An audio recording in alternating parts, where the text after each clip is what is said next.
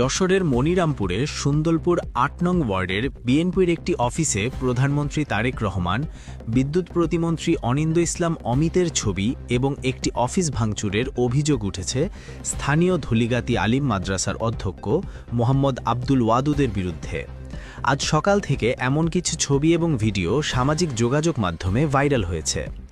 স্থানীয় বিএনপি নেতাকর্মীদের দাবি, আব্দুল ওয়াদুদ গত ১৭ বছর আওয়ামী লীগের রাজনীতির সাথে জড়িত ছিল, কিন্তু যশোর ৫ মনিরামপুর আসনে জামায়াতের প্রার্থী সংসদ সদস্য নির্বাচিত হওয়ায় এখন নতুন করে জামায়াত ইসলামের রাজনীতি করছে।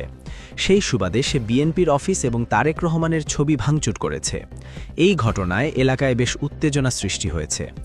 অন্যদিকে আব্দুল ওয়াদুদ দাবি করেন, ১২ই ফেব্রুয়ারি আগ পর্যন্ত ওই অফিসটি বিএনপি নেতাকর্মীরা ভাড়া নিয়ে অফিসের কার্যক্রম পরিচালনা করত, তবে ঠিকমতো অফিসের ভাড়া না দেওয়ায় তারা দোকানটি ছেড়ে দেয়।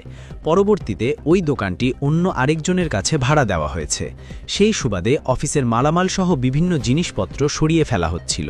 ঠিক ওই সময় বিএনপির কিছু নেতাকর্মীরা ছবি তুলে ফেসবুকে ভাইরাল করে এবং জামায়াতের উপর দোষ চাপিয়ে দেওয়ার চেষ্টা করে এবং এটাকে রাজনৈতিক ইস্যু হিসাবে ব্যবহার করে প্রতিবন্ধকতা সৃষ্টি করছে।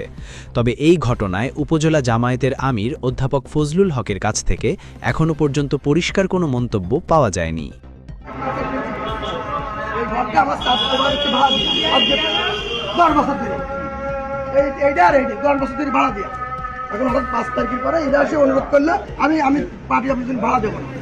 আমার শালা হচ্ছে বিএনপির সভাপতি এই ইউনিয়নের। আগে ছিল আর এখন সদস্য। কি নাম? নাম কি আপনার? নুরুল হুদা।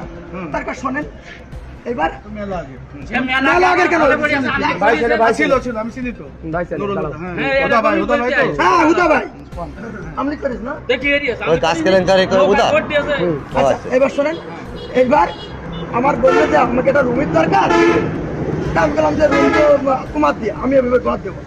এখন আমার শালা হয়েছে অনুরোধ করলো, আবার কামাল বলতেছে দেখ দিচ্ছে, সে দেখ আমার আপন চাষতো ভাই দিয়ে। এখন আমি ওই ঘরটা পুরা করলে তো আমার অফিস ঠিক আছে করো, সেইভাবে এখন আজকে আমি নির্বাচনের আগে বলেছি আমি ঘর আর দেবো না, পুরাও ভাড়া মারা যাচ্ছে না। ঠিক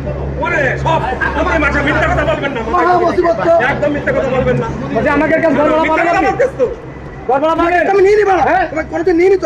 আপনি আমার নেতার ছবি আমার কাছে ঘর ভাড়া দেবে, কথা বলি না, কথা বলি। তাহলে ওই কথা শোনে না, কথা শোনে।